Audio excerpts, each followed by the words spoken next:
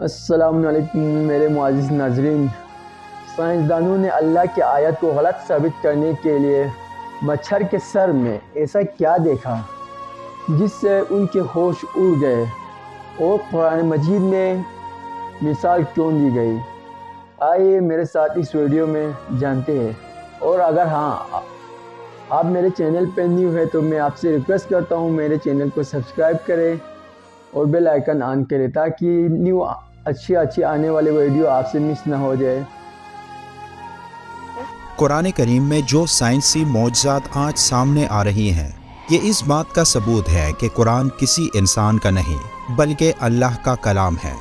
قرآن میں اللہ تعالیٰ نے لوگوں کو بار بار اس طرف متوجہ کیا کہ مظاہر فطرت پر غور و فکر کریں اور ان میں اس کی نشانیاں تلاش کریں۔ قرآن کریم کی ایک آیت میں اللہ نے اس دنیا کی سب سے حقیر اور کمزور مخلوق کی مثال بیان کی ہے، جس میں موجودہ مطلب کو سمجھ کر ایک انسان اس دنیا کا اصل مطلب جان سکتا ہے۔ تمام جانداروں میں یہ نشانیاں موجود ہیں، لیکن چند ایک خاص طور پر وہ ہیں جن کا ذکر اللہ نے قرآن پاک میں فرمایا، اور انہی جانداروں میں سے ایک مچھر ہے۔ جب قرآن پاک میں مکڑی اور مکی کی مثال بیان ہوئی تو مشرک کہنے لگے کہ بھلا ایسی حقیر چیزوں کے بیان کی قرآن جیسی اللہ کی کتاب میں کیا ضرورت؟ تب اللہ نے ان کے جواب میں یہ آیات نازل فرمائی۔ اللہ تعالیٰ اس بات سے بالکل شرم اور ندامت محسوس نہیں کرتا کہ وہ کسی مچھر کی مثال بیان کرے یا اس کے اوپر کی کسی چیز کی۔ جو مومن ہیں وہ یقین کرتے ہیں وہ ان کے پروردگار کی طرف سے سچ ہے، اور جو کافر ہیں وہ کہتے ہیں کہ اس مثال سے خدا کی مراد ہی کیا ہے۔ اسی طرح اللہ ایک ہی بات کے ذریعے بہت سے لوگوں کو گمراہ ٹھہراتا ہے اور بہت سے لوگوں کو ہدایت دیتا ہے، اور اس سے صرف انہی کو گمراہی میں ڈالتا ہے جو پہلے سے ہی نافرمان ہے۔ مچھر بے شک ایک معمولی اور غیر اہم سا جاندار ہے، مگر اس پر غور و فکر کیا جائے تو اس میں بھی اللہ کی بہت ساری نشانیاں دیکھنے کو ملتی ہیں۔ اللہ تعالیٰ نے مچھر کے لیے قرآن میں بعودتا کا لفظ استعمال فرمایا ہے، اور یہ لفظ مؤنث ہے۔ مچھر کی دنیا میں کوئی 3500 اقسام ہیں، اور ان تمام اقسام میں صرف مچھر کی مادہ ہی انسانوں، حیوانوں اور پرندوں کا خون چوستی ہیں، جبکہ نر مچھر نباتات اور پھلوں کا رس چوستا ہے۔ سوال یہ پیدا ہوتا ہے کہ مچھر کی جنسی شناخت تو آج کی میڈیکل سائنس کا کارنامہ ہے کہ آج ہمارے پاس ایسی جدید خوردبین ہے جو کسی شے کو ہزاروں اور لاکھوں گنا بڑا کر کے دکھاتی ہیں، جبکہ قرآن نے بعودتا کا لفظ بول کر 1450 سال قبل بتا دیا کہ وہ مچھر جس سے انسانوں کو تکلیف پہنچتی ہے وہ مادہ مچھر ہے، نر نہیں ہے۔ منافقوں نے اگرچہ مچھر اور مکی کے چھوٹے پن کی وجہ سے قرآن پر اعتراضات کیے، لیکن اگر ان میں تھوڑی سی عقل ہوتی اور اس چھوٹے سے جانور کی ساخت اور بناوٹ پر غور و فکر کرتے تو سمجھ لیتے کہ اس کے بنانے میں باریک بینی اور عمدگی کی ایک دنیا صرف ہوئی ہے کہ جس سے عقل حیران رہ جاتی ہے۔ امام جعفر صادق اس چھوٹے سے حیوان کی خلقت کے بارے میں ارشاد فرماتے ہیں، اللہ نے مچھر کی مثال دی ہے، حالانکہ وہ جسامت کے لحاظ سے بہت چھوٹا ہے، لیکن اس کے جسم میں وہ تمام آلات اور اعضاء ہیں جو خشکی کے سب سے بڑے جانور کے جسم میں ہیں، یعنی ہاتھی، اور اس کے علاوہ بھی اس کے 2 عضو یعنی سینگ اور پر ہیں جو ہاتھی کے پاس نہیں۔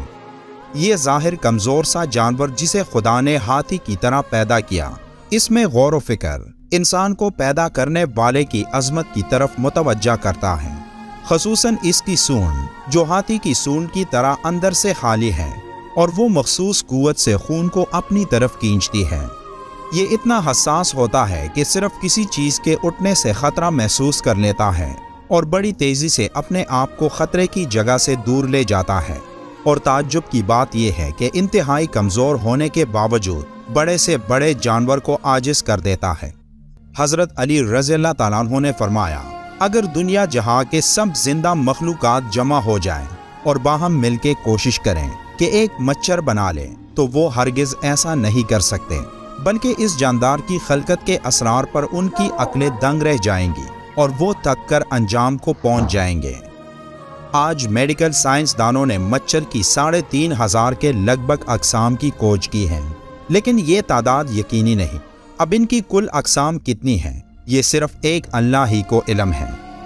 میری طرح آپ میں سے بھی بہت سے دوستوں کے ذہنوں میں یہ خیال آیا ہوگا کہ آخر اس مثال کا مطلب کیا ہے، لیکن جب آپ ایک مچھر کی آنکھ کو دیکھیں تو آپ کا دماغ مفلوج ہو جائے گا۔ مچھر کی ایک آنکھ کے اندر بھی کئی آنکھیں ہیں اور یہ تمام آنکھیں ایک ساتھ کام کرتی ہیں۔ جب آپ اس کے بارے میں جان لوگے تو تب آپ کے ذہن میں بھی یہ آیت کریمہ آئے گی۔ سائنس نے اس مچھر کے بارے میں بہت کچھ انکشافات کیے کہ یہ چھوٹی سی مخلوق کتنے انسانوں کی جان لیتا ہے۔ یہ تو بہت تفصیلی باتیں ہیں، مگر چند باتیں ایسی ہیں جو میں آپ سے شیئر کرنا چاہوں گا۔ مچھر کی 100 آنکھیں ہیں جو سب کے سب اس کے سر میں ہیں۔ ایک مچھر کے 48 دانت ہیں۔ اس کے 3 دل ہیں اور تینوں مختلف قسم کے ہیں۔ مچھر کے سونڈ میں 6 چریاں ہیں اور ہر چری کا اپنا کام ہے۔ مچھر کے دونوں طرف 3/3 پر ہیں۔ مچھر کے اندر حرارت کا پورا نظام ہے اور اسی کے ذریعے یہ انسانی جلد کی رنگت کو تاریکی میں پہچانتا ہے۔ مچھر کی سوئی میں نشہ کرنے کا نظام ہے جس سے کاٹتے وقت انسان کو محسوس نہیں ہوتا اور کاٹی ہوئی جگہ خون چوسنے سے سوج جاتی ہے۔ ایک مچھر کے اندر خون کا تجزیہ کرنے کا نظام بھی ہے، اس لیے وہ ہر خون نہیں چوستا۔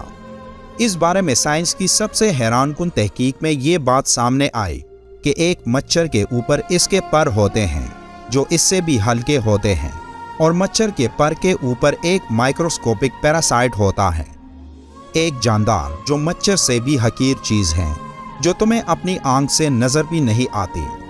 اللہ تعالیٰ کو تو تمہارے اعمال کی اور غلط کاموں کی مثال دینے کے لیے ایسی چیزوں کو سامنے لانے میں کوئی مشکل نہیں، اور یہی وہ چیز ہے جس کے بارے میں اللہ نے سورہ البقرہ کی آیت نمبر 26 میں مچھر کی مثال دینے کے بعد فرمایا۔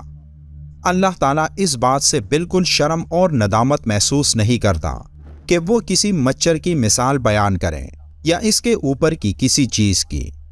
اللہ ہم سب کو قرآن پڑھنے اور اس پر عمل کرنے کی طاقت عطا کرے۔ ویڈیو کے آخر میں ایک بار درود شریف پڑھنا مت بھولیے گا۔ ملتے ہیں ایک اور معلوماتی ویڈیو میں، تب تک کے لیے اللہ حافظ۔ تو پھر دوستو، آپ کو یہ ویڈیو کیسا لگا؟